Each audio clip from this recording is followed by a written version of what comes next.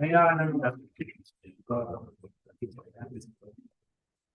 Good having direction. Good flow, direction.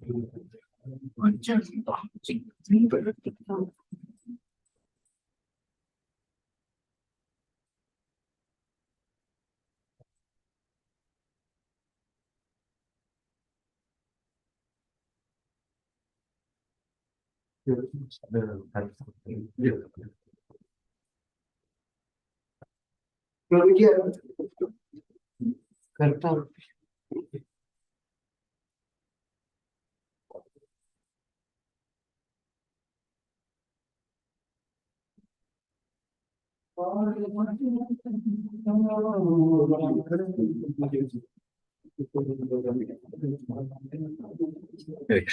Thank you for the support of the share. One more thing, you can't make it.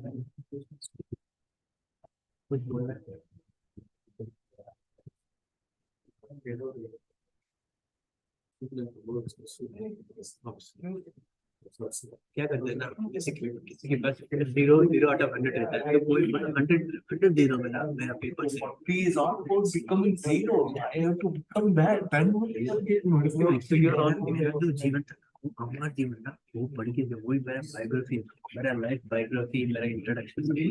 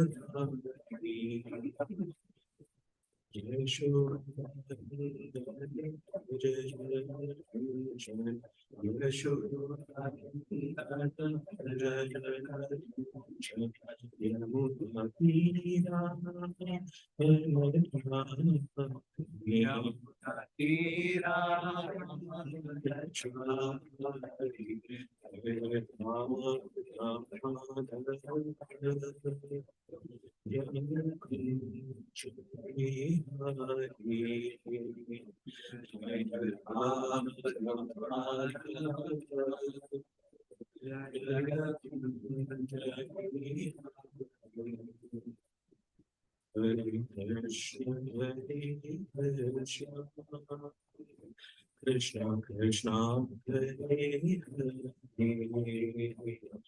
Hare Ram Hare Rama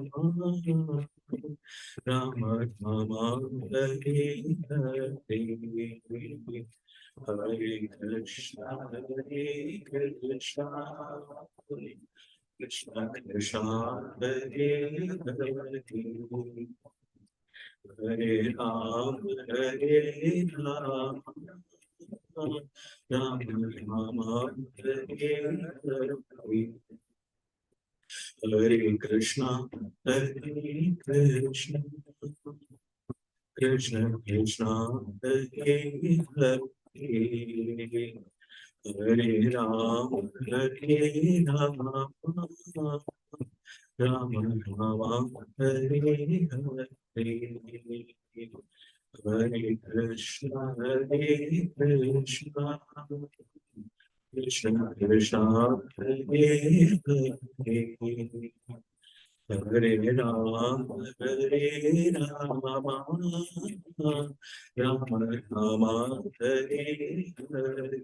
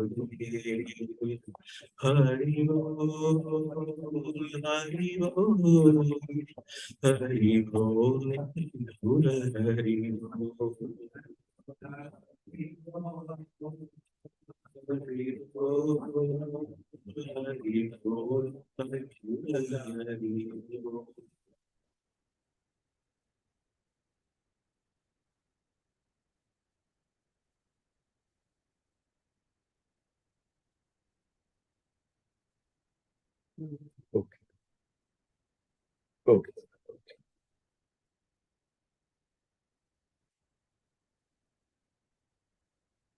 So, for my humble obeisances to all the Vaishnavas here,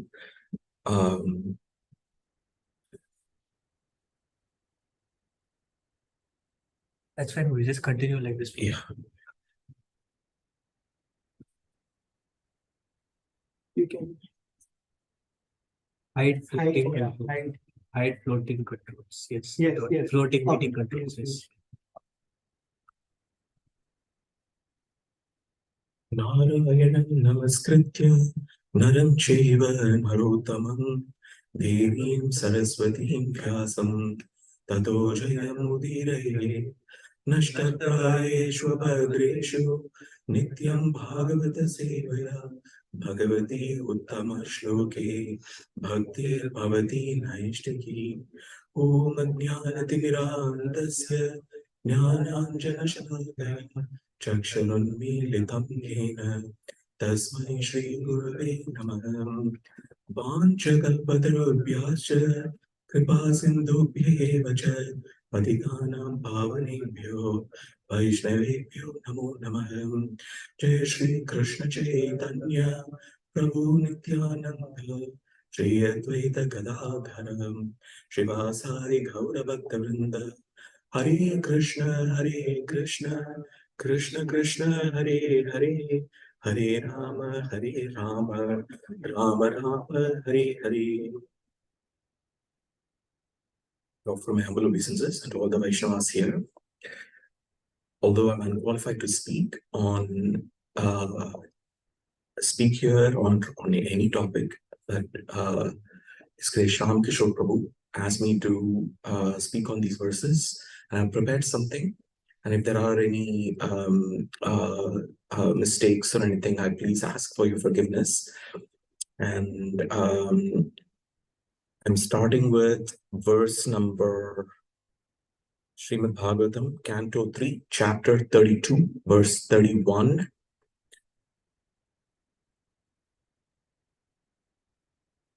Itetat kathim gurvi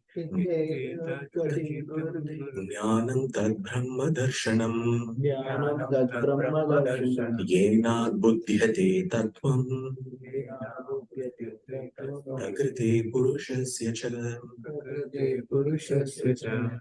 इति thus etat this Kathitam described Gurvi, O respectful mother, Jnanam, knowledge, Tat, that, Brahma, the absolute truth, Darshanam, revealing, Yena, by which, Anubuddhyate is understood, Tattvam, the truth, Prakrite, of matter, Purushasya, of spirit, Cha, and translation.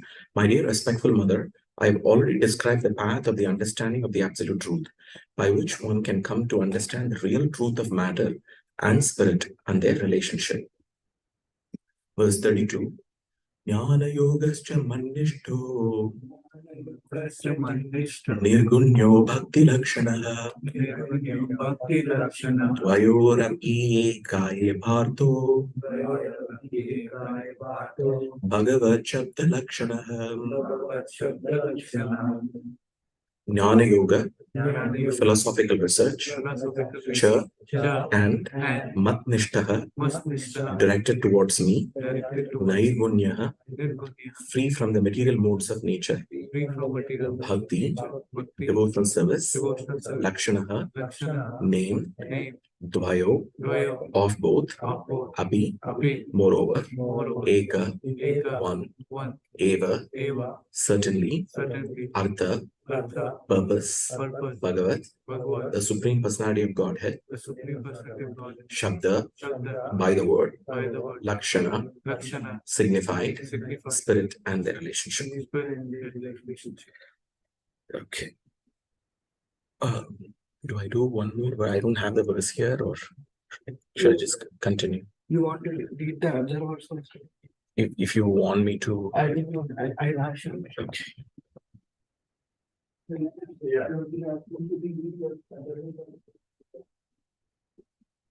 Yes, yes. I just don't have the verse with me once again. Thank you. Yatindriye pradagvare Atto bahu gunashrayah Eko nanayate tatvad Bhagavan shastra vartam bihim.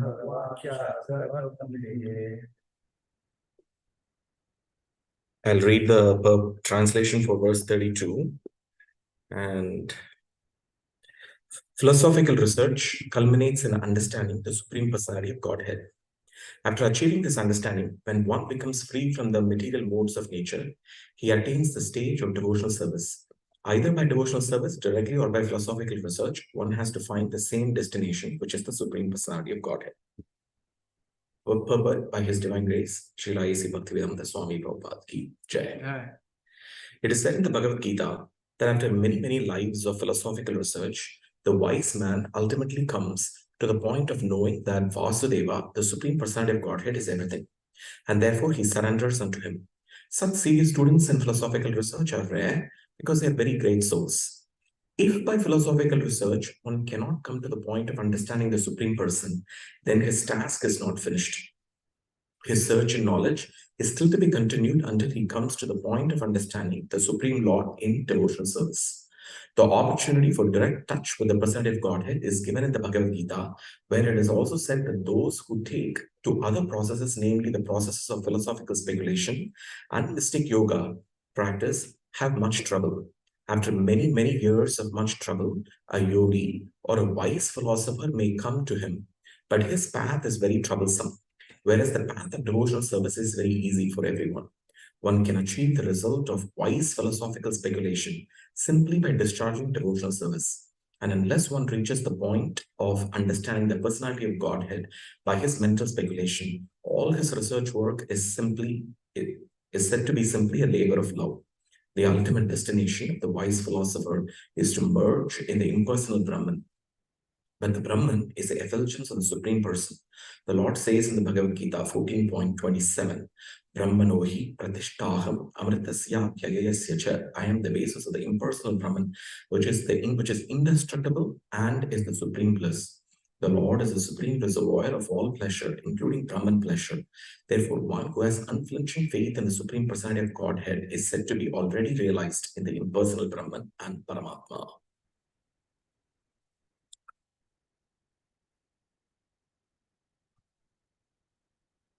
Continue, Prabhu. I read the translation for 33. And should I continue with the presentation? Yeah.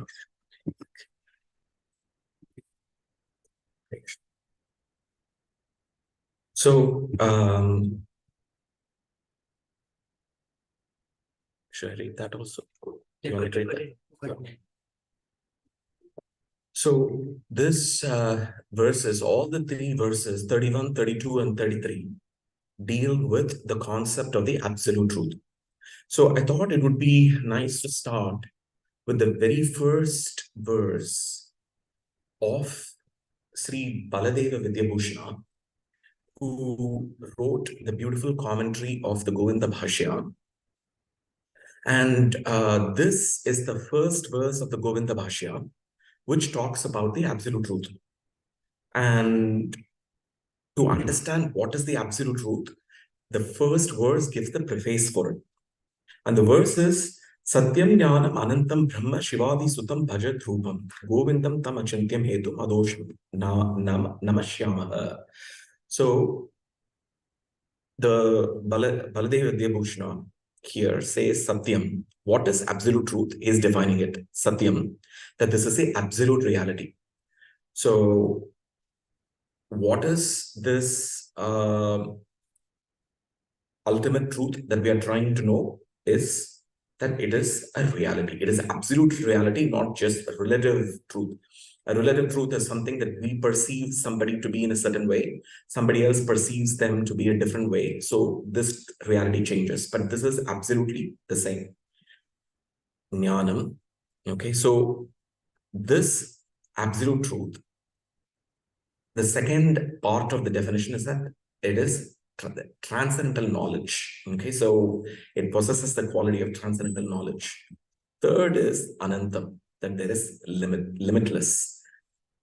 Anta is end, ananta is limitless. And what is the Satyam Jnanam Anantam? That is called Brahma, or the absolute truth. And the first thing Baladeva Vidyabhushana says is Shivadi, which means starting from Lord Shiva, all the Devas, Stutam, they're all praising this absolute truth. So he's defining here what is this Brahman. And what are they? Shivadi, all the Devas headed by Shiva, what are they praising?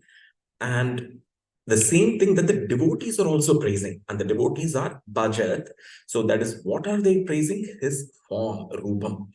So he's adding the thing here that it is not the impersonal, it is not the Brahman, it's not just some impersonal, but there is a personality around Brahman. So Rupam, Bhajat, Rupam. And who is that Rupam? Govindam. Lord Govinda is that personality. Tam. Tam can refer to that. And here, since it said his form, Lord Govinda, I don't have the word to a translation, so I wrote it myself. So I just wrote it as him. Achintyam, inconceivable. So this absolute truth is inconceivable. Hetum means hetu is cause. Hetum means he's the cause of all causes. So the original cause of all that exists, spiritual or what transforms and appears as matter. Adosham.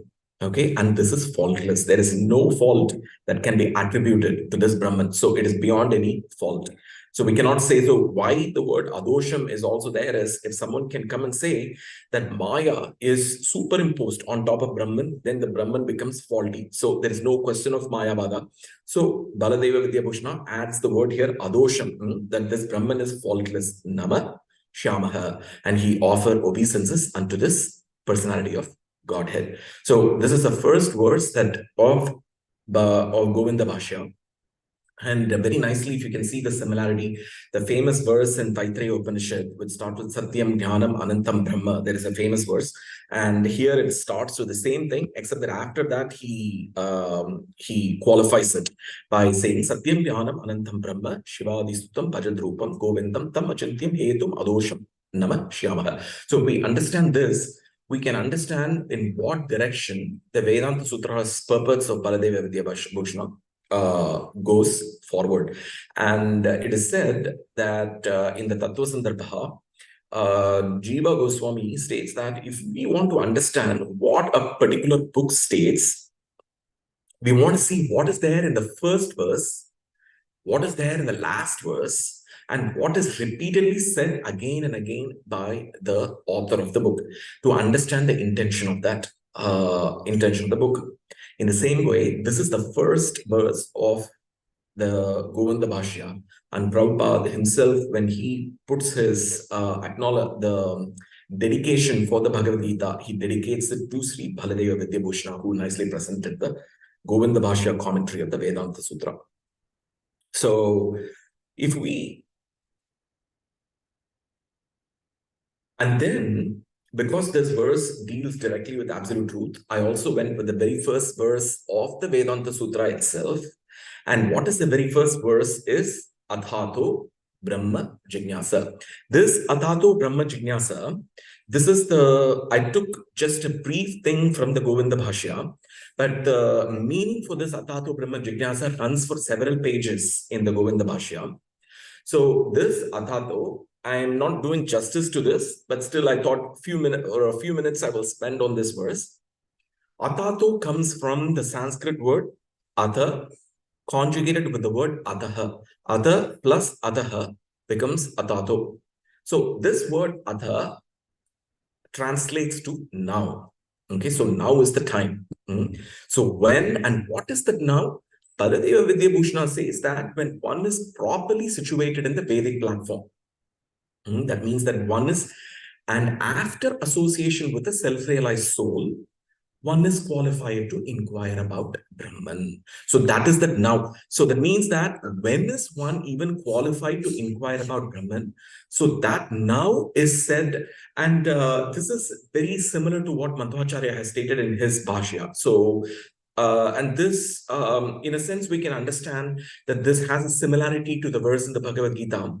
Brahma Bhuta Prasannatma Asochati Nakanchati Samasarveshu Bhuteshu Mad Bhaktim Labate Param. When is it that Krishna conscious starts? When one is already, the self-realized platform is the prerequisite for to progress. And Mad Bhaktim Labate Param, the Brahma Bhuta platform. So he says, when one wants to inquire about the absolute truth, one needs to be already situated in the Vedic platform after association with the self-realized soul. So just on our own, we are not able to do anything. So we have to have an association with self-realized soul. Then one is qualified to inquire. So that is that now, okay, according to Baladeva Vidyabhushana. And then Ataha means therefore. So we have said now that that person is is in association with the self-realized soul, they are properly situated. So therefore, what is that person going to do? What is it? So therefore, what? So Baladeva Vidyabhushana says here, because material pious activities, okay, one does charity, one does good activities, all these things, they bring results of material happiness, which is limited and temporary. So one does charity, one does donation for various material causes, and all these things are great activities and these need to be done. So they're all generous, but Baladeva Devasna says they are limited and temporary. Therefore, he twice he uses the word therefore, adaha. So therefore, because these are limited and temporary, what should one do? One should instead invest in the Supreme Personality of Godhead, which is realized by proper attainment of transcendental knowledge. So therefore, we should invest in getting this knowledge. Why? Because number one, this is imperishable. Number two, this knowledge, this absolute truth is limitless. Number three, it will bring eternal happiness. And therefore, one should renounce, another time he uses the words, therefore, one should renounce all material pious duties. Sarvadharman paritejya mamekam sharanam vraja. One should renounce all material pious duties and inquire about this Brahman in these 4 chapters of the Vedanta Sutra. There are only 4 chapters, of which the first chapter is an introduction to the absolute truth. The second chapter is talks about sambandha, the relationship.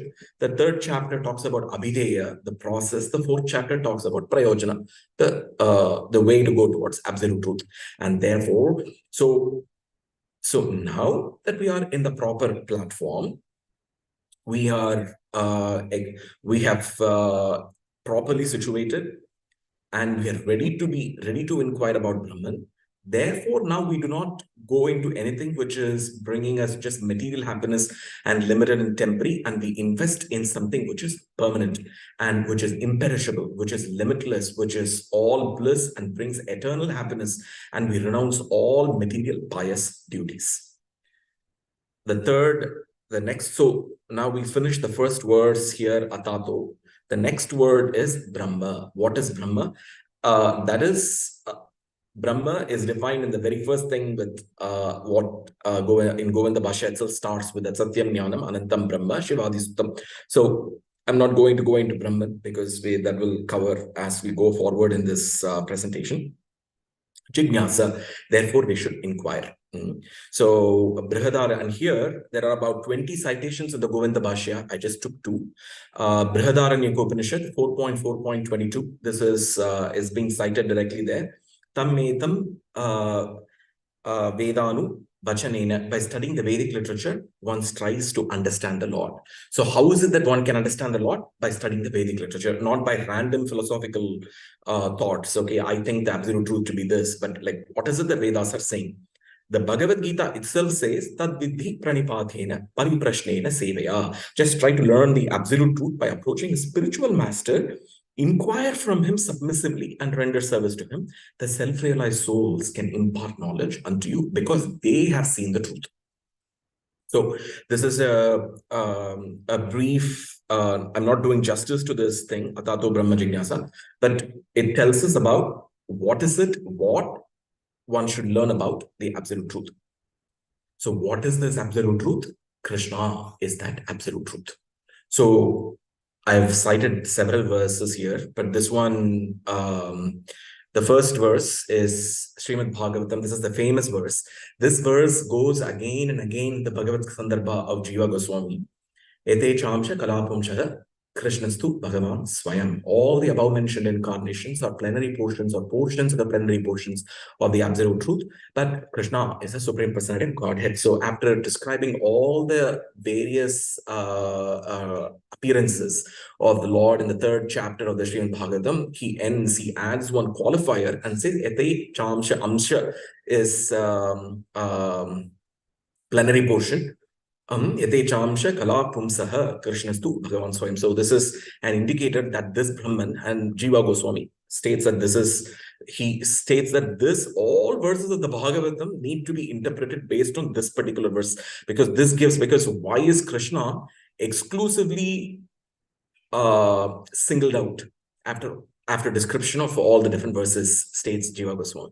So Sri Krishna is the source of all the spiritual and the material words. Aham sarvasya prabhavo mattaha sarvam pravartate. Bhagavad Gita 10.8. This is another verse where Krishna himself declares, not that Sukadeva Goswami is saying this, but Krishna himself declares that he is the source of all spiritual and material worlds. Krishna, who is, and this one, even though I've taken this from the Brahma Samhita, but a similar meaning is also given in the Narayana Upanishad, Vasudeva Upanishad, Gopalatapani Upanishad 1.54.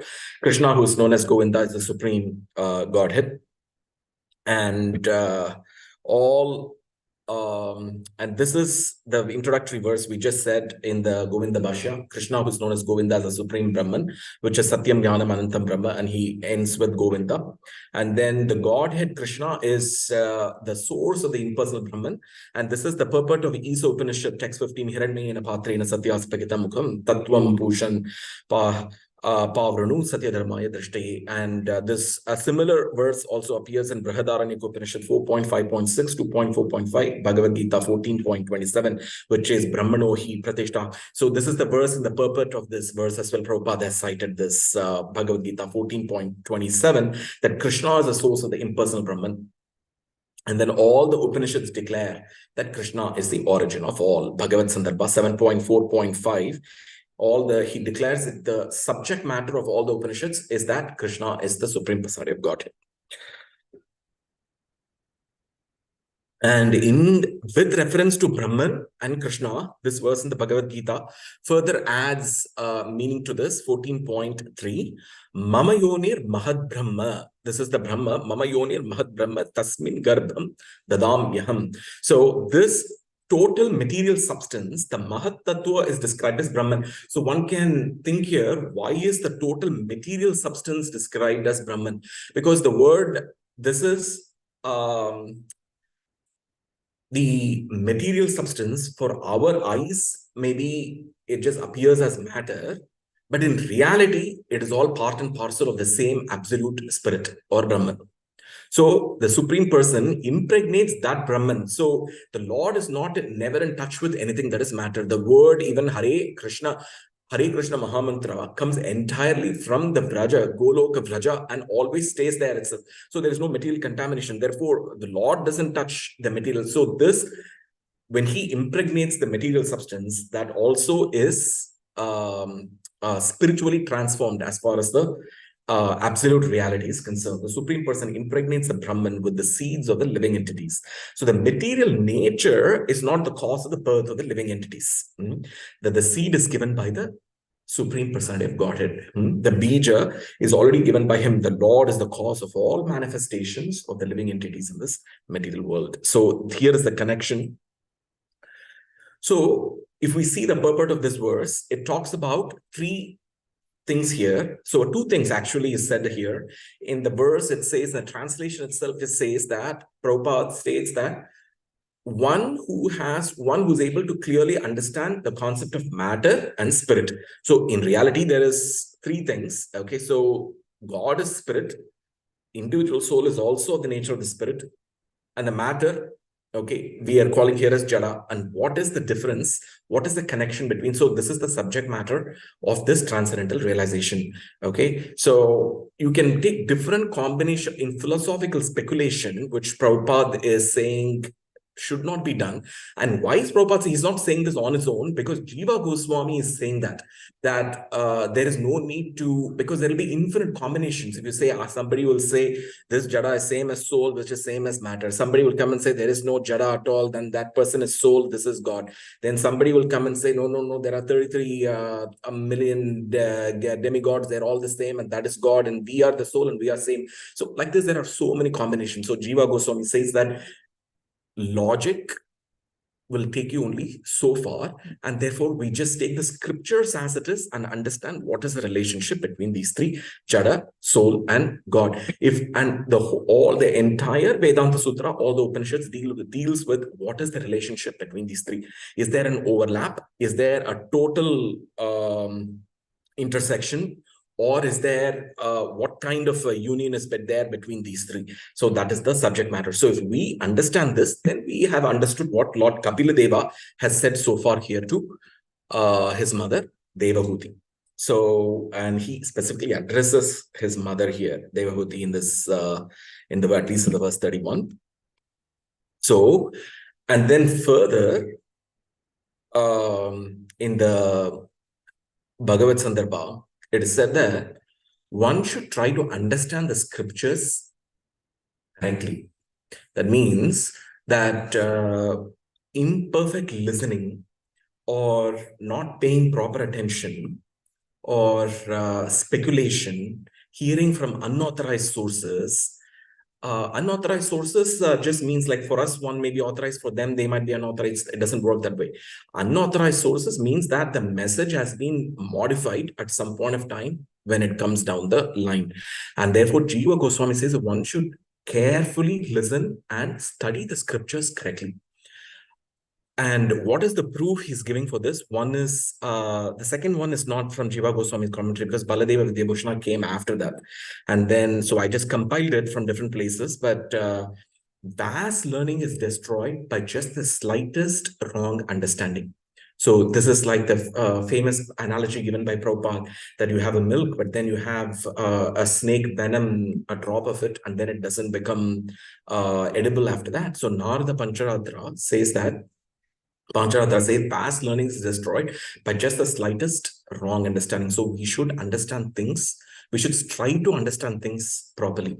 The second is, this is the purport of the same thing. I'm going again and again to the same thing. Even if one carefully studies the Vedas, wrong understanding may destroy one's intelligence and lead that person away from the real meaning of the Vedas.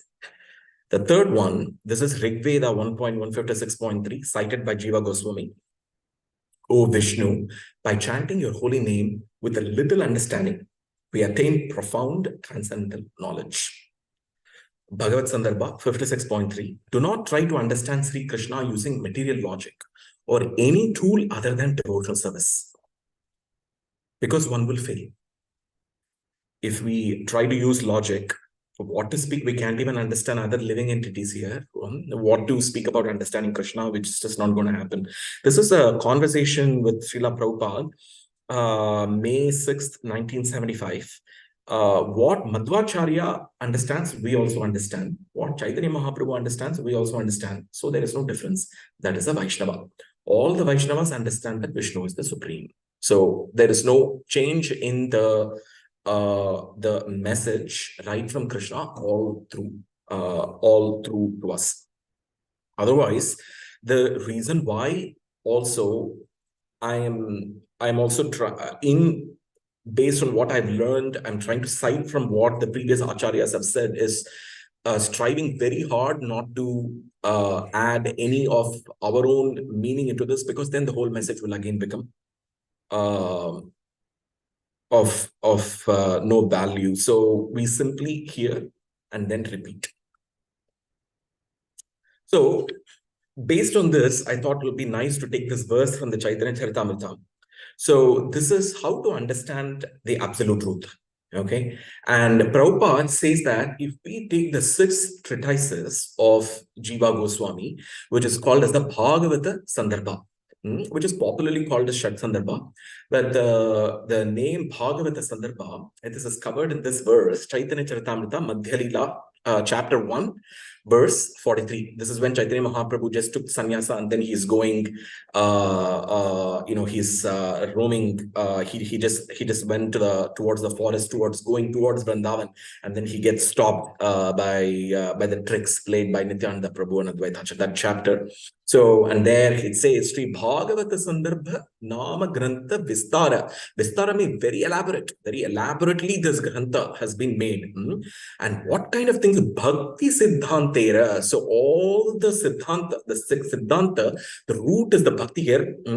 Tate Dekai Chena Para. So everything can be clearly visible in this particular, in this 6 Sandarbhas. And what is there? Prabhupada gives 6 paragraphs purport for this verse in Chaitanya Charitamrita Madhya Leela 1.43. What is covered in each one of these Sandarbhas? So I just took the first sentence alone from, or half a sentence from each paragraph. So Tattva Sandarbha predominantly deals to prove that the Srimad Bhagavatam is the most authoritative evidence directly pointing to the absolute truth. So that means, like, because there are so many scriptures, how are we going to spend our time reading every scripture that is there? It is like, you have 18 Puranas. Each Puranas is, Bhagavatam itself is 18,000 verses. Then if we took in the Padma Purana, and then it runs for 96,000 verses, and then Ramayana runs for 24,000 verses. Mahabharata, in this earth, there are about 100,000 verses of Mahabharata. Then we go to Swargaloka, you have another 400,000 verses. If you go to the Brahmaloka, so like increasing amount of verses of Mahabharata available in different planetary systems. Ramayana itself is 24,000 verses. That is the Valmiki Ramayana. But then you have the Mula Ramayana, which is the original Ramayana spoken by Lord Brahma, which has 100,000 verses in it. And so how are we going to go read all these things and then make? So what is the thing? So then next we come to Upanishads. Okay, let's say the Upanishads. There are 1048 Upanishads, 1048 Brahmanas, 1048 Aryankas, 1048 Samhitas, and of which most of these are, some of these are not even present. It is not even visible to our eyes right now. So, and then they took 108 Upanishads and said, okay, these 108 Upanishads are very important, and of which Shankaracharya took 10 of those 108 Upanishads and said these are the 10 principles, because he wrote commentary for those 10. And then out of the 10, they took 10, I don't remember exactly, about things like Taittiriya Upanishad, Brihadaranyaka Upanishad, Isa Upanishad, Mundaka Upanishad, 10 Upanishads. He took Mandukya Upanishad, Katha Upanishad, Aitareya Upanishad, and then last 2-3 Chandogya Upanishad, and then 1 or 2 more. And then, so these 10 Upanishads he took and said, these 10 should form the basis for all the 1048 Upanishads. And in the 10, he took 4 verses like Aham Brahmasmi, Tattvamasi, and so on. And then Sarvam Kalvedam Brahma, 4 verses, and called those 4 verses as the Mahavakya. And then said all the other verses should be interpreted based on these 4 Mahavakyas. So that means how much we have and how much we have to finally the lifespan is only this much. By the time you study all these things itself, the life would end. And then you have to go to the next life. Therefore, we have to do something meaningful. But the same Shankaracharya itself, when after doing all these things, he still says, Prapti nihite kali nahi rakshat. So all these things only Govinda is going to protect you at the end. So in this way, Tattva Sandarbha says that the Srimad Bhagavatam is the most authoritative evidence, and the Bhagavatam itself states that Artoyam Brahmasutranam, and in Govinda Bhashya, Paladeva Vidyabhushana, and its preface also states that Bhagavatam should form the basis for even understanding this Vedanta Sutra. There was no need for writing the Vedanta Sutra commentary, but out of necessity, Paladeva Vidyabhushana wrote, because we're living in this material world. And then we have people of different kinds of tastes and ways by which they act. And then in the Radha Govinda temple in Jaipur, that is, those are the deities which were taken from Vrindavan into Jaipur. At that time, there was, since Srimati Radhanani was not allowed to worship there with Govinda, at that time he had to write this commentary to establish, and it was a great thing for us. It also established our sampradaya as a very authoritative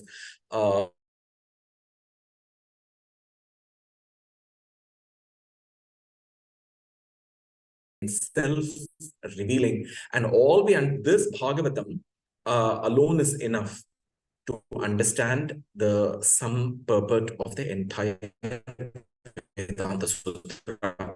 So if we carefully read the Srimad Bhagavatam, Bhagavad Gita gives the codified meaning.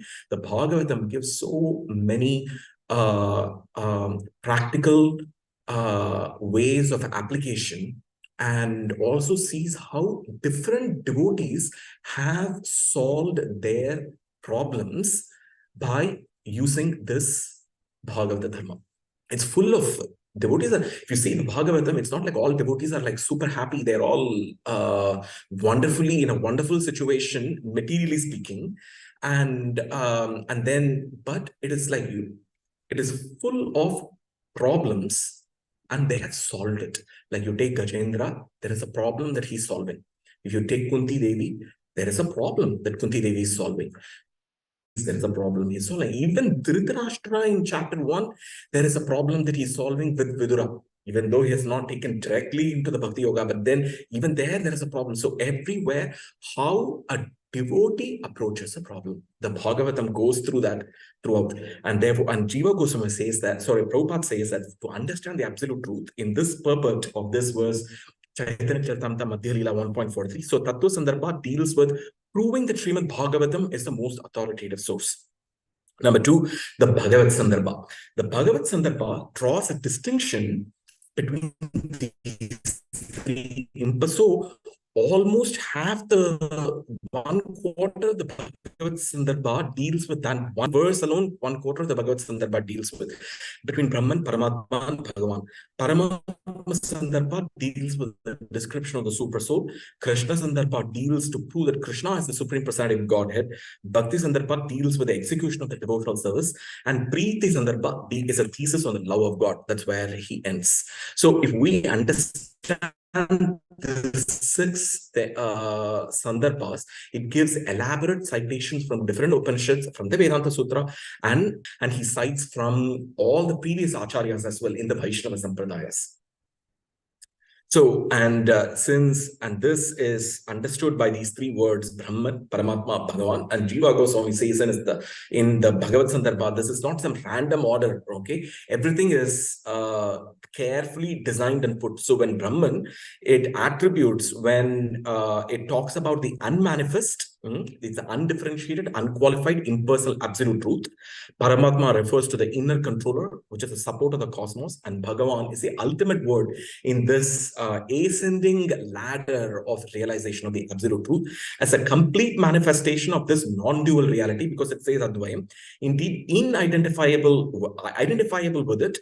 And in this Bhagavan, all the inherent energy, Shakti, are all clearly visible. Beauty, power, wisdom, majesty, abode, associates. And this is, I put some of the Anuchedas of Bhagavad Sandarbha where this is being elaborated.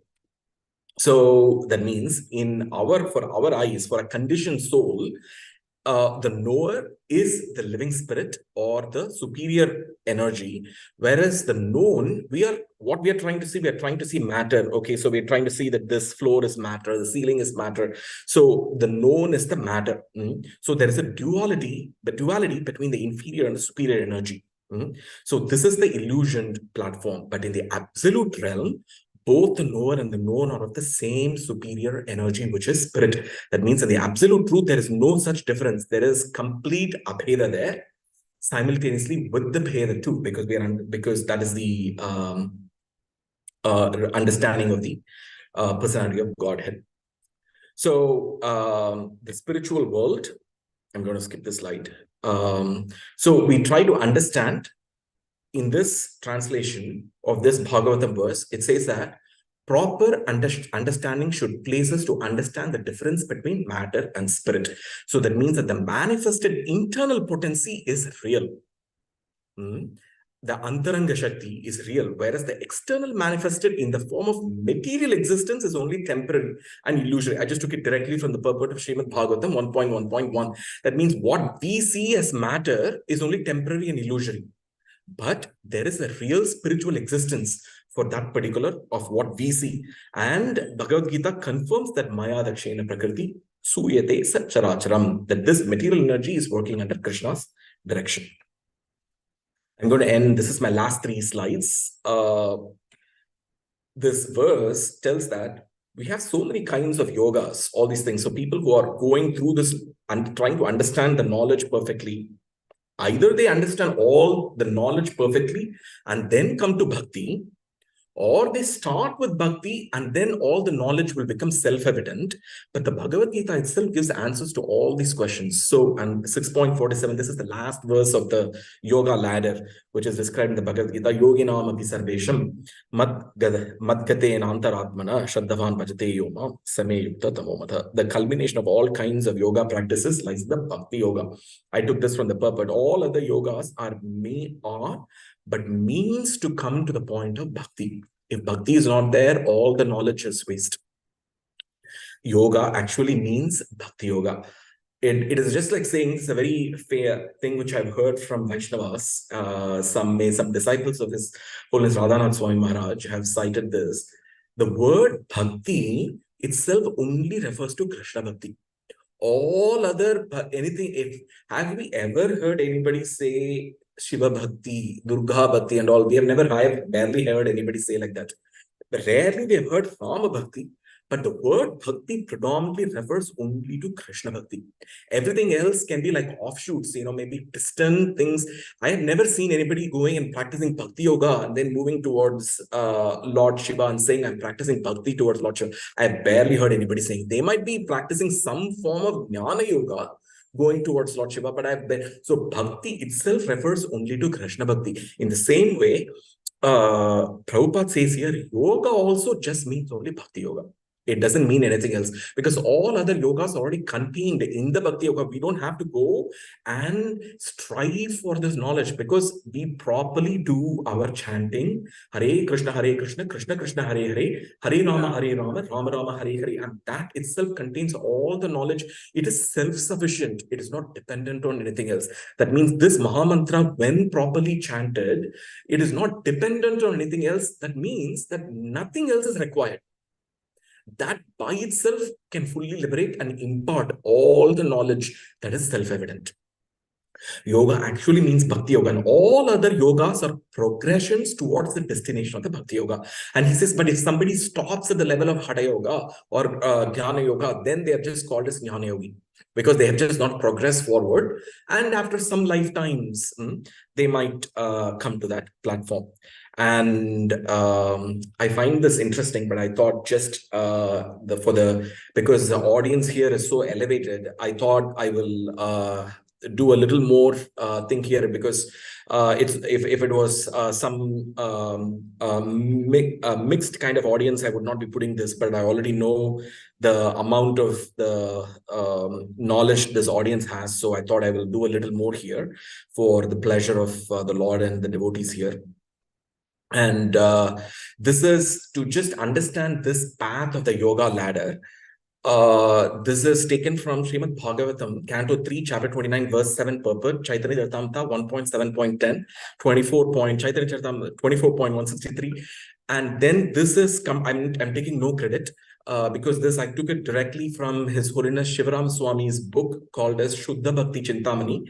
There I just literally copy pasted it. And in Jnana Yoga and Ashtanga Yoga itself, there are 13 broad classifications. So it just tells us why complicate our lives by going and starting with this yoga ladder and this jnana yoga, that yoga, this yoga, and by the time we come to bhakti, life will be finished. But you see here, he says sadhaka is a neophyte performer. This is one category of jnana yoga or ashtanga yoga. Then the next category of people are called brahmamaya. These are all absorbed in the impersonal Brahman. The third one is called Prapta Brahmamaya. That means one has truly attained Brahman perfection. And then the fourth Jnana Yogi is called Mukshu. That means one who desires liberation. They're really wanting liberation. Fifth one is Jivan Mukta, one who's liberated in this life itself. They've already realized that they are the soul. Prapta Swarupa, one who has attained the original constitutional position. They have understood their true position. Nirgranta Muni. So a completely liberated saint. This comes in the famous Atmarama verse. Nirgrantapi Urukrami. Even those completely liberated saint will also go towards Krishna. And then next one, Sagarbha Yoga Rurukshu. A yogi meditating on four-handed Vishnu, desiring perfection. This is the next kind of Ashtanga yogi. Then Nirgarbha Yoga Rukshu, one trying for this perfection, but he does not want to meditate on Vishnu, but he wants to meditate on the impersonal. Sagarbha Yoga Ruda, one who has been elevated to the platform of yogic perfection by meditating on Vishnu. Nirgarbha Yoga Ruda, impersonalist on this perfectionist platform. Sagarbha Prapta Siddha. So what does this person do? One who has already attained the perfect stage by meditating on Vishnu. Nirgarbha Prapta Siddha, one who has attained the perfection by meditating on impersonal. So in this way, there are 13 types, broad categories of Jnana Yogi and Ashtanga Yogi, which His Holiness Shivarama Swami has put in his very nice book, Shuddha Bhakti Chintamani. It's almost a 1,000-page book, very beautiful book. And then this is all taken from the same book. He talks about the complexity of mixed devotion. Mixed devotion means it's not pure Shuddha Bhakti. It's not pure devotion. And how do we know that there is mixed devotion? Because all kinds of people go to Krishna. Artho Jignasu Artarthi Jnanicha Bharatarshapa. Because four kinds of people are going. They're all not going by pure devotion. They are not exhibiting the pure way by which Chaitanya Mahaprabhu, the method by which you go, what Chaitanya Mahaprabhu says is called Shuddha Bhakti. Any other method is mixed devotion. Arthos, a distressed person goes to Krishna. And then Jignasu, an inquisitive person goes to Krishna. Jnani, a person in knowledge goes to Krishna. Right? Arthati, by Artho, Jignasu, Arthati. In economic gratification, I want that, I want this, one goes to Krishna. By various methods, one goes to Krishna. Bharatarshapa. So, because there is mixed devotion in this world, this is my last but one slide, and then we'll end it for discussion. So, Bhagavatam, in the previous 2 chapters before this, there is so much in this Lord Kapila's instruction, so beautiful. So, he says, there are 81 types of devotees. And what is it? How do we get? There are 3 types of devotees, because devotees are mainly in 3 modes of material nature, because we're talking about devotees in this material world.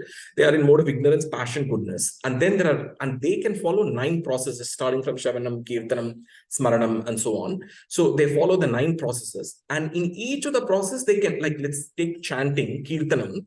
Somebody can chant in mode of goodness. Somebody can chant in mode of passion. Somebody can chant in mode of ignorance. So I'm chanting and saying, oh, that person is totally have done all kinds of damage to me. May all bad things happen to them. And in that way, I will be, so this is chanting in mode of ignorance. And then passion. I'm just wanting some big thing in my life. Oh, Krishna, please help me. Hare Krishna, better things. So that is chanting in mode of passion. Then you have chanting in mode of goodness. Oh, I don't need anything at all. I'm already fully situated in goodness. Hare Krishna. So that is chanting in mode of goodness. So there are 3 categories of chanting. And then if you do Kirtan, again, you can do this in 3 modes. So 3 types of devotees. 9 processes, 9. So this gives 9 times 3, 27 times 3, 81 kinds of devotees. And then Bhakti Sandarbha Anucheda says, out of these 81, so you have to multiply this by 3 kinds of devotion itself. And one is called Aropa Siddhas. And what is Aropa Siddhas? They are devotees, but it is not pure devotee. It looks like devotion, but not. So it is called semblance. So this is called semblance to devotion. So results of these actions.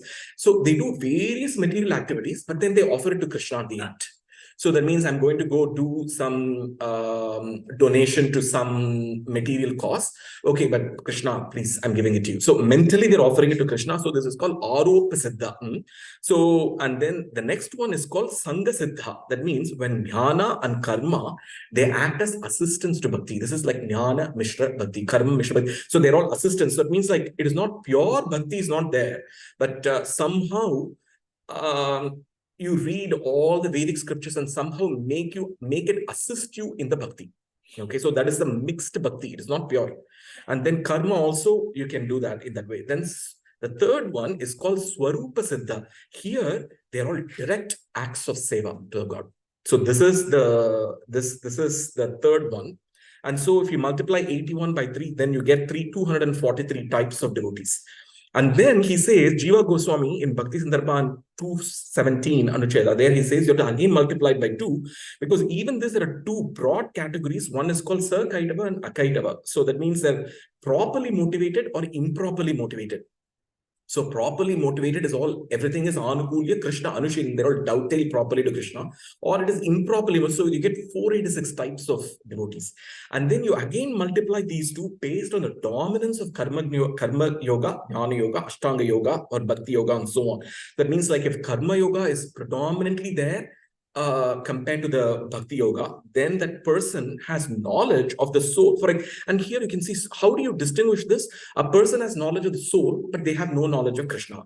The person has knowledge of the super soul, but they cannot understand the two-handed form of Krishna. So this way they can, so you again multiply by 2 here, which is 972. And he says, and then by the permutations and combinations of material modes of material nature, the varieties are limitless. And therefore, this is how the situation is, but we need to progress towards the Shuddha Bhakti, and Krishna is the ultimate provider of that mercy. So we are, as sadhakas, as Vaishnavas, we constantly go to perfect our sadhana, but inwardly we pray for the mercy of Krishna, because with that is why it is called causeless, because no matter how much effort we put, at the end, without Krishna's mercy, it is not going to happen. But there are those devotees where suddenly Krishna comes and gives them the mercy, but that is a rare occurrence. And even those occurrences happens through Vaishnavas. Like if you see the Srimad Bhagavatam, by and large, all the devotees have been made by Sri Narada Muni. And the Vaishnavas are the most merciful. Somehow or the other, they come. And then they come and their glance, they are able to liberate the Vaishnavas. Like we spoke about how Chaitanya Mahaprabhu is called Mahabadhanyaya, because most munificent, because by just seeing Mahaprabhu, then Mahaprabhu dances and goes, and they take the dust of Mahaprabhu, they're immediately all kinds of devotional symptoms just manifest in their body. That is called Mahabadhanyaya. So that kind of thing is spread by the Vaishnava. So it is a very nice verse here. I'll end by this verse, which says, Nayat Prasadayuta Bhagalesham. Bhagalesham means, so 1/1,000,000th. Okay, you just keep on dividing the verse. So hard 1/1,000,000th of the mercy that Krishna can provide. All the demigods put together cannot give that. How do we know? Anyecha Devo. The Devas cannot give. The so-called gurus, it's not talking about the Vaishnava gurus here, but okay, the so-called gurus cannot give it. Jana, all people independent, okay, you take people constantly have problems in this material world. And what they and they want relief, they go to various methods. Even if you go to the 9 planets for seeking astrological mediation, you go to the controlling devas, you go to whatever you do, the mercy that they can provide they not 1/10,000 as that of Krishna. Bhagalesham. Therefore, I wish to take shelter of your lotus feet. Kartum sameta prabhavanti pumshas tam ishwaram tam sharanam prapadhe. So I take obeisances unto Krishna, the Supreme Personality of Godhead. No matter what problem we have, the mercy that Krishna can provide, nobody can provide. And therefore, any problem, whether so-called, even in our material platform, it is wise to go to Krishna, because at some point of time, there is scope for purification and transcending that platform to go to the Lord. But if we fix ourselves in various other modes, the mercy is going to be limited, temporary, and then new problems are going to start anyway. And I've seen this repeated in my life. I always try, even I've prayed for material things, those problems get solved in many cases, but then immediately the new problem starts. And then, but those problems are even sometimes even bigger than the previous problems. And then it is an endless mode. So trying to solve material problems, it's just going to go on and on. But there is Krishna as the ultimate provider of the mercy. So I'll stop here. If there is any, I know this is a very esteemed audience is sitting here. If you have anything which I've said wrong, please correct me. And if you have any thoughts that I missed here, please add it. Again, I want to thank Shyam Kishore Prabhu for asking me to do this. It is a wonderful opportunity here, Prabhu, and thank you again, Prabhu. And just wanted to say your Kirtan today was very nice. Some of the tune was so nice, actually. I haven't even heard some of those tunes before, but thank you again, Prabhu. This Hare Krishna. Manchakalpatrubhyascha kripasandubhyaja patidanam pavanebhyo vaishnavebhyo namo namaha. Yeah, I have a question. Hare Krishna, Prabhu. The question is that, see, that one thing is the endeavor and the other thing is the mercy. So, like myself as a sadhaka, so sometimes I feel inspired, I don't feel inspired. And of course, we hear the general saying that, yeah, you keep continuing Anishtita Bhakti, you'll come to Nishtita Bhakti. So now my question is that we have morning program 5 to 9 and then the rest of the day is there. And so in order, like there is a famous verse that Rajas Tamasta Satvena Satam Chopashmena, I think you know that verse. Etam Sarvam Guru Bhakti Purusha. So it says you can come from ignorance to passion to goodness, but very quickly, just by Guru Bhakti, you can attain Shuddha Sattva very quickly. So now this Guru Bhakti, I mean, there's times when I'm sleeping, I'm eating, I'm not engaged, and also my service, my consciousness is quite mode of ignorance. So from Shastra and from Sadhu, what can be done to expedite this process? Because the thing is that yeah, so basically according to the consciousness that one is situated, accordingly one has prakash, one has has realization, illumination, etc., etc. So, and also I want to know what is the role of prayer in this. Like, yes, devotees say we should pray, and prayer also happens, but then what is prayer actually? And yeah, what is prayer and yes.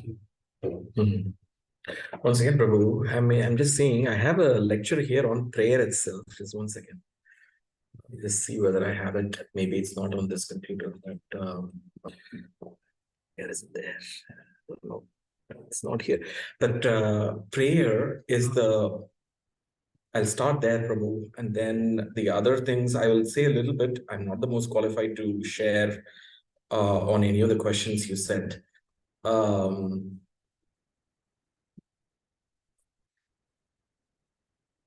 Prayer, Bhagavatam states, and what I've heard from my god brothers, as well as other devotees of other Guru Maharajas as well, is the most important tool that we have at our disposal to um, progress, because there is a verse in Bhagavatam, Prabhu, which says everything we have no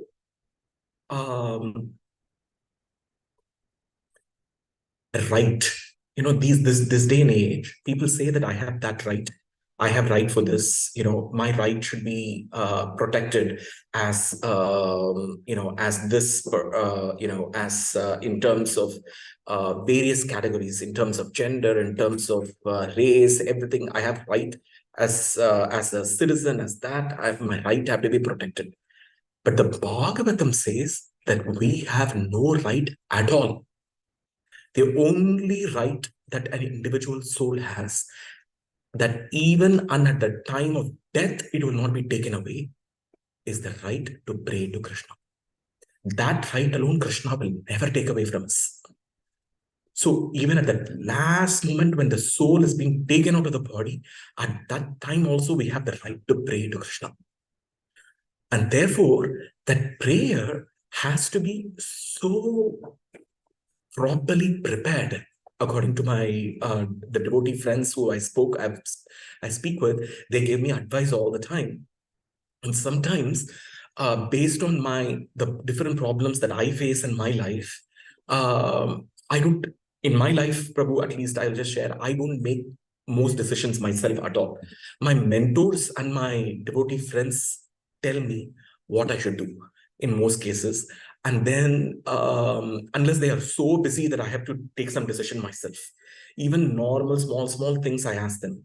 And then they sometimes craft the prayer for me, because sometimes I find myself so unintelligent to even know what to pray for.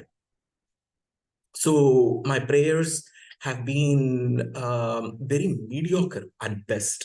And so the past a month ago, I spoke with one of my devotee friends, and very nice people. He's from India. And I told him, okay, so I have these many problems. And then my friend crafted my prayer. Listen to a thing. What is it that I should pray to Krishna for?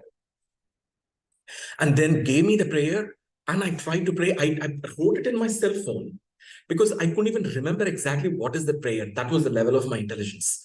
And therefore, I started reading to Krishna my prayer every day. It's not that it's not like Krishna is my order carrier or henchman to come and solve my prayer or something. I know that prayer is practically, I'm just praying. It's a great prayer. And I'll tell you what the prayer is, Prabhu. It's personal, but since it doesn't mention anybody or anything. So the prayer is that I should not think ill of anyone, and I should behave in such a way that I do not promote ill feeling amongst each other. And this is it. This is the prayer. And so in this way, the devotee wrote and gave me, and I prayed it. And so I asked my devotee friend, it's been now for me 25 years since I came to ISKCON, but still I feel like as though I am learning from scratch any day. And so I asked him, so all this prayer, can I pray this while chanting? Because I have 16 rounds to go every day. I'm surely can do a couple of these prayers while chanting. And then, but that Prabhu, at least my friend Prabhu, to me, and it's only for me thing, so everybody has to ask their own mentors what is appropriate for them. So he told me that is not the time to do this prayer, because while chanting, all you do is listen to the name. You listen to the name Hare, you listen to the name Krishna, you listen to the name Rama. So, but you don't go ahead and do all these elaborate prayers while doing chanting. But that is why we go stand in front of the deities, that is the time to do the prayer and merciful and pray for Krishna's mercy. But prayers are so powerful, and but that prayer which intensely prayed and moves Krishna himself, those prayers are spiritual and very nicely, even material problems, everything there is a way by which it happens to make our life more sublime. And Bhagavatam itself is full of prayers. Kunti Devi is praying, Gajendra is praying, everybody, it's all prayers given by different devotees. And what is Bhagavatam? Like if we take like 7th canto Bhagavatam, Prabhu, everybody can say, what is the pastime of Lord Narasimhadev? Everybody can say, Prahlad Maharaj was born, and then he was tortured, and then Narasimhadev came, and then certain conditions were there. Narasimhadev came and he protected Prahlad. In 5 sentences, you can finish the whole. But is Bhagavatam like that? No. The 7th canto is so big. And why is that? Because it is full of prayers. Narada Muni is praying, and then Prahlad Maharaj is praying, then Devas are praying. Everybody is praying. So it is full of prayer. Bhagavatam is giving us an example of how to pray. What kind of prayers devotees have already given. And that is why we have to. So this is also there, and there is this book written as they're all purports of Srimad Bhagavatam, written by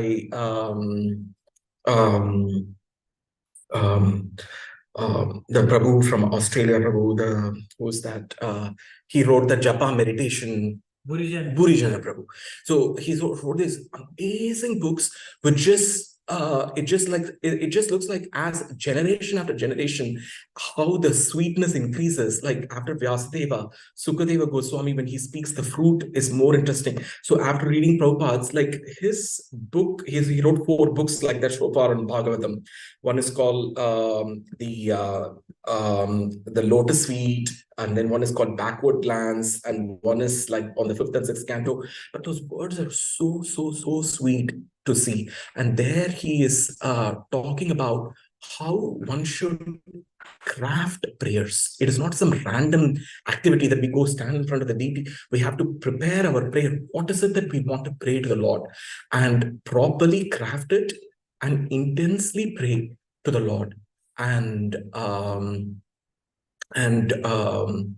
the other part of what you asked, Prabhu, I'm really not that qualified to even answer, but maybe Prabhu can say. He said about it's a very complex question because it is practically application of all what we do. At the end, if we don't apply, then what is the use, right? So maybe Prabhu can say. And yeah, please. I'm just a dust of people, please. Anybody? Standard answer. We apply it. That's it. How we apply it, we have to make that everyone. They're all very highly realized devotees here. Prabhu Yoga, you can also share. I have nothing more. I don't have an answer, bro, but I just have one point on this.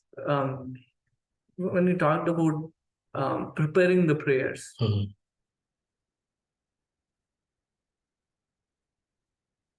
sometimes it's not a matter of intelligence, it's a matter of heart. I could never pray in my life.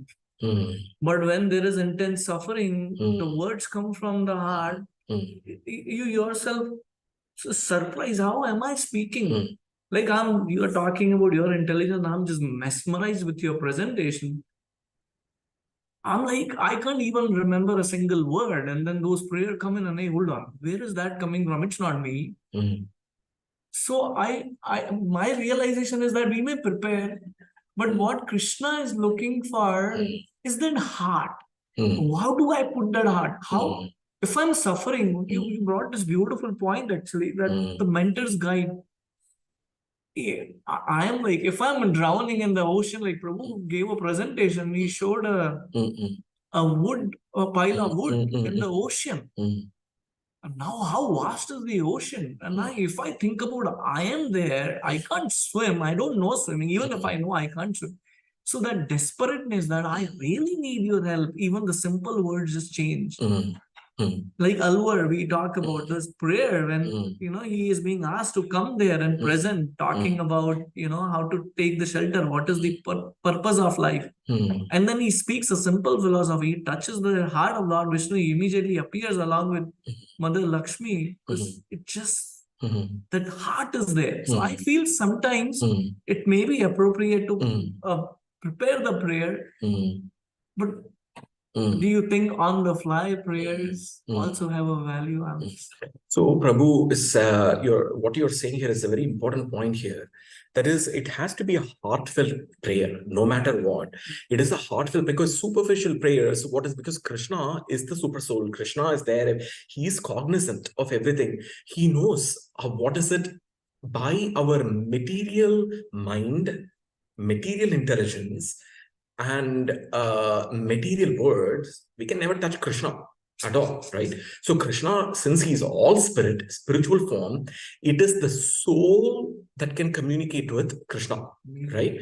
So the spiritual mind, the spiritual intelligence, and our true self need to offer that heartfelt prayer to Krishna, right? But these prayers also, again, I'm just saying whatever I've heard. Our system, the Vaishnava system, the Vaishnavas, Bhaktivinoda Thakur says, are the best philosophers in the world. True. The Vaishnava system is a properly, it's a proper system which is not coming out of some random creation, right? So in that way, we have to learn properly from authorized sources. Even though it has to be done heartfelt, it will come heartfelt if it is a true prayer. But number one, the scriptures teach us how to pray. Because the Bhagavatam is full of prayers, except for like maybe one or two prayers where there is a temporary material relief being sought, like Gajendra's. He himself states that this is one step lower, just because there is one material relief that I'm seeking here. But even that prayer is of some extraordinarily high standard. Absolutely. Right? Yeah. So Bhagavatam is full of that kind of prayers where every devotee, they're teaching us how to pray and what to pray for. Right? And same way, our mentors, our God brothers, fellow friends can teach us even how to pray, because from birth, our material conditioning has already taught us how to pray. And what is a prayer? To solve that immediate material problem. Like you go to different temples, our parents, our friends have already taught us, pray. Let's pray that we get good grades in our exam. Let's pray that we get a good job. It's already so, the material conditioning is already being done. So, but Vaishnava philosophy tells us that it is teaching us to learn how to pray. Like in a very difficult situation, the natural material prayer would be, Krishna, please take me out of this situation. Yeah. That would be the heartfelt material prayer, but that is coming from the material heart.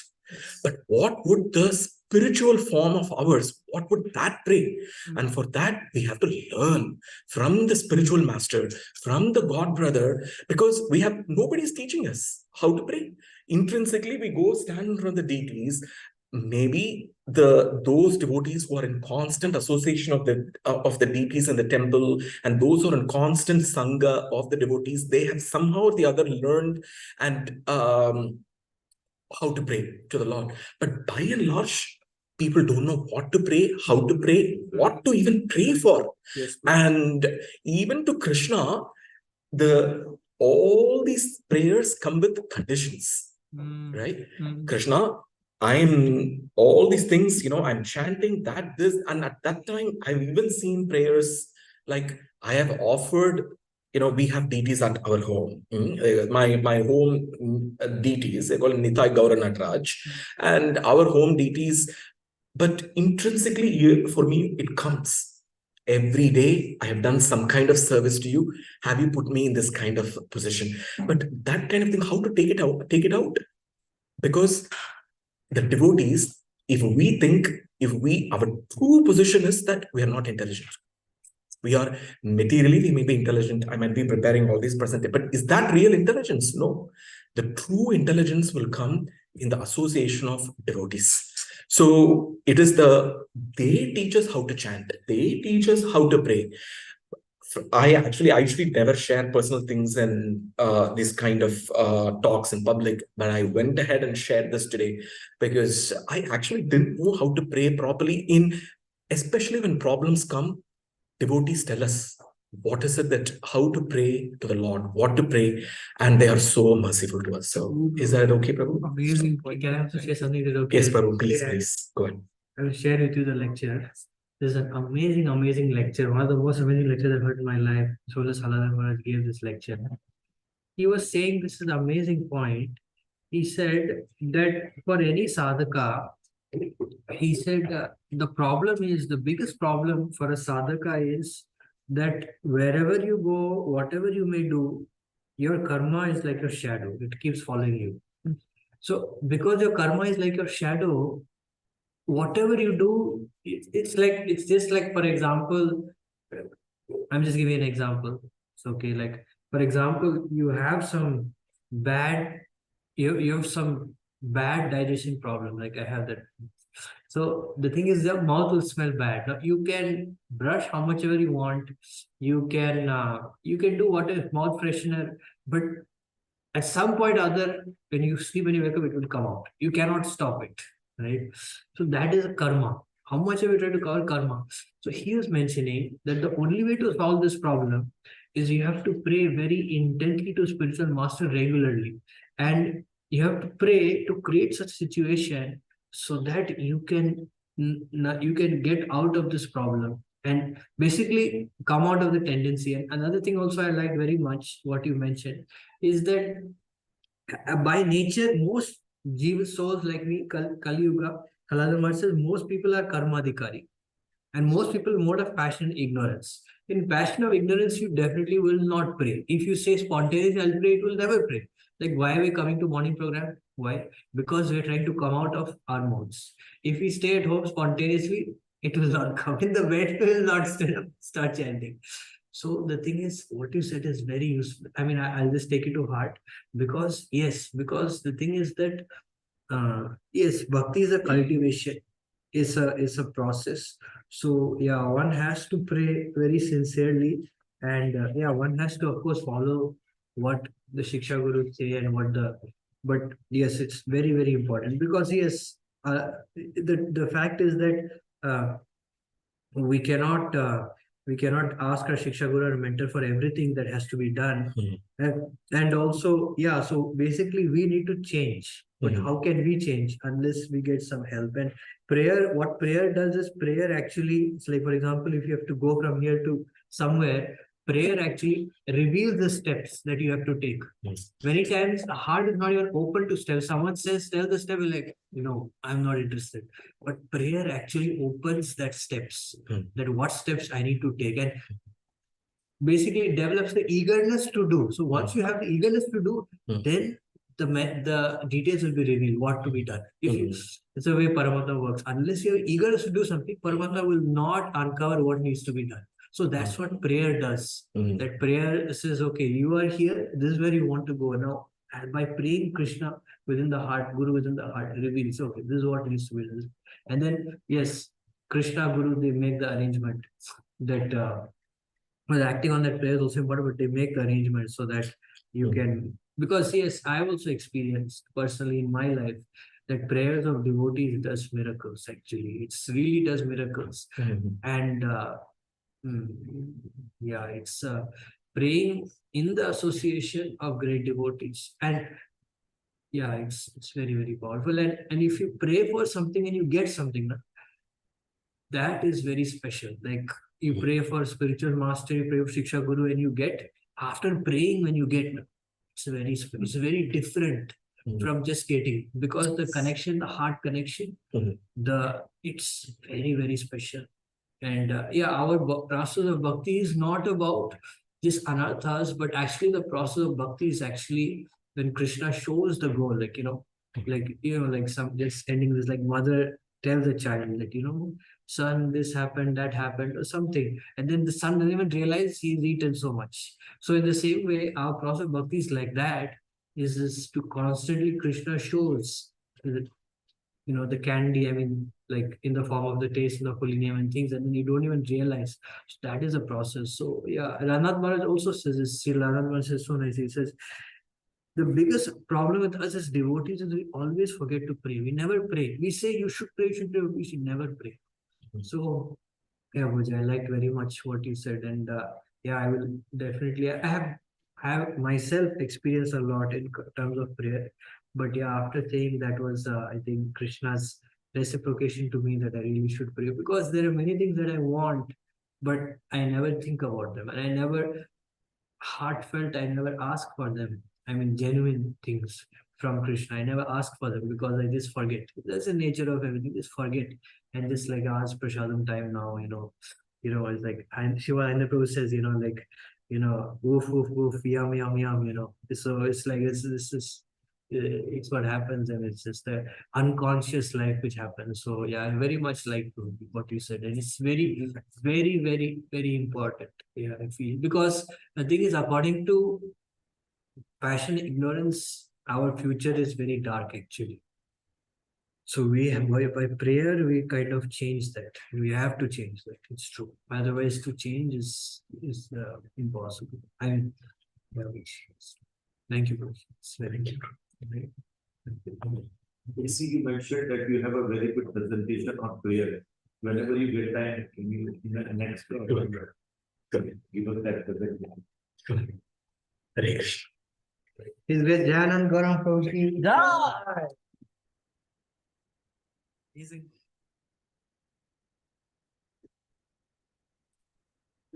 Amazing presentation, Prabhu. Very nice, very inspiring. Just a quick question. It's a very primitive question. Please excuse me. 1 second, Prabhu. Is there any question or points of discussion on the Zoom? Prabhuji, thank you so much. There's no question, but actually I was just thinking this is the Lord's mercy, because for me to even understand simple topics is so hard. But it's the Lord's mercy that you have done so much research and you share that knowledge with all of us. So please, I don't have a question, but a prayer that Prabhuji, please pray for us that someday, we also understand and learn how to pray and learn to go forward in bhakti with the right motive. I was actually amazed by the permutation and combination that you gave of the devotees, the kinds of devotees we have. And then I was thinking, this is so vast. I'm very grateful to you, Prabhuji. Very nice presentation. Thank you. Dandavat Pranam, Mataji. Thank you. Thank you for sharing. Hare Krishna. Anything else? Okay. I'll close the Zoom call. Thank you.